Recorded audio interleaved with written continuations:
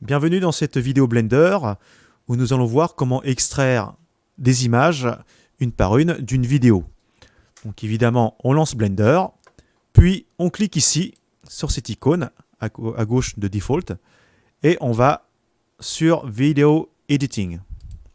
Une fois que l'on a cliqué sur Video Editing, donc on a une interface qui attend que l'on insère évidemment la vidéo sélectionnée. Donc ici, ce que je vais faire, je vais prendre une vidéo que j'ai créée. Il suffit donc de faire un drag and drop directement dans Blender. Et là, notre vidéo est placée dans la timeline de Blender. Alors là, il faut faire attention. Selon la taille de votre vidéo, par défaut, là, vous voyez que tout ce qui est grisé à gauche et à droite ne sera pas compris dans le rendu final. Par conséquent, ce que l'on peut faire ici, là, c'est se placer à la fin. Donc, je clique gauche directement dans cette zone afin de déplacer le curseur. Et en maintenant le clic gauche enfoncé, j'appuie sur CTRL afin de pouvoir snapper la barre, le curseur de Blender sur la fin de ma vidéo. Une fois que c'est réalisé, je vais tout en bas sur cette timeline et j'appuie sur la touche E afin de lui définir la nouvelle fin de la vidéo.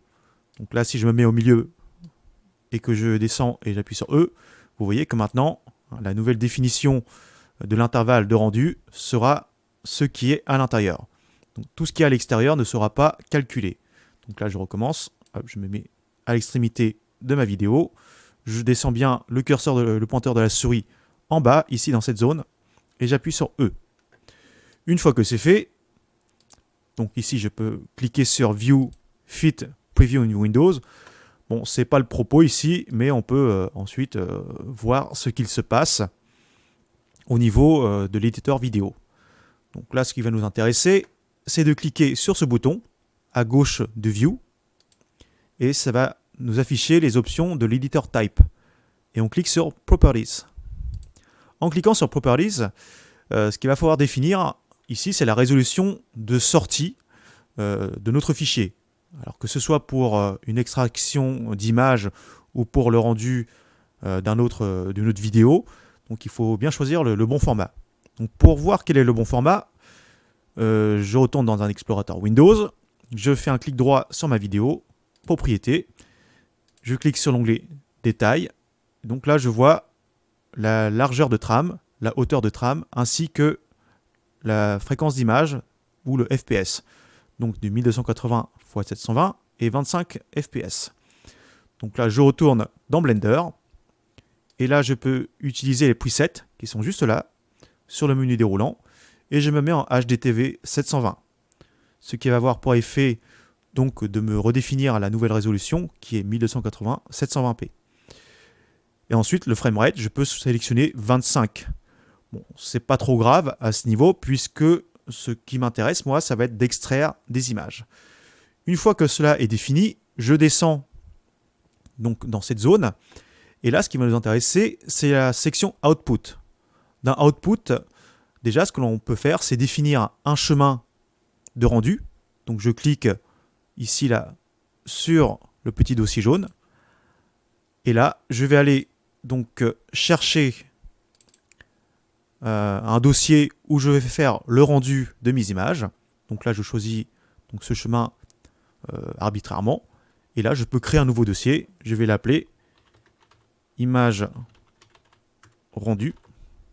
Je valide. Attention là, je clique dessus afin de le sélectionner pour que le nom apparaisse en entier dans cette zone. Donc ça, c'est pour le nom du dossier. Et juste en dessous, ça va être le nom du fichier. Donc là, ce qui peut m'intéresser, là, ça va être de faire mon rendu underscore. Ou alors, je peux mettre un point. Parce que au moment du calcul et de l'extraction, Blender va utiliser ce nom et il va rajouter une séquence de chiffres juste après afin de pouvoir réaliser l'extraction avec une suite de numéros afin que je puisse l'exploiter par exemple dans Maya. Donc là, une fois que tout est bien vérifié, le nom du dossier ainsi que le nom du fichier, je clique sur Accept. Donc là, je redescends dans la zone ici, Et là, on voit que maintenant, dans la zone Output, il y a bien le nom du dossier plus le nom du fichier qui suit. Comme je veux extraire des images à partir de cette vidéo, donc là, vous voyez actuellement là, en dessous de Placeholders, nous avons la possibilité de choisir un format de sortie. Donc là, je vais sélectionner PNG, parce que ça marche très bien. Sinon, on peut sélectionner du JPEG, du BMP, du Targa, du TIFF, ainsi de suite. Donc là, je prends PNG. Une fois que tout ça est bien réglé, que j'ai bien vérifié que le résultat soit bien RGBA, la profondeur de couleur soit en 8 ou 16 bits, hein, c'est à vous de voir selon la qualité que vous désirez, ainsi que le taux de compression. Je remonte. Je vérifie une dernière fois tous les réglages. Donc là, c'est OK. Et ce qui va nous intéresser, c'est ce bouton en plein milieu qui s'appelle Animation. Alors bizarrement, même si je veux faire de l'extraction d'images, bien, je clique sur ce bouton. En cliquant sur le bouton Animation, vous voyez dans la zone en bas, on voit le rendu avec notre curseur qui évolue sur la timeline. Qu'est-ce que ça veut dire? Ça veut dire que actuellement Blender est en train de faire le rendu. Donc là, ça y est, il a terminé. Ce que je peux faire, donc je peux aller dans mon dossier Images rendues, je fais un double-clic dessus, et là on s'aperçoit que les images ont bien été créées.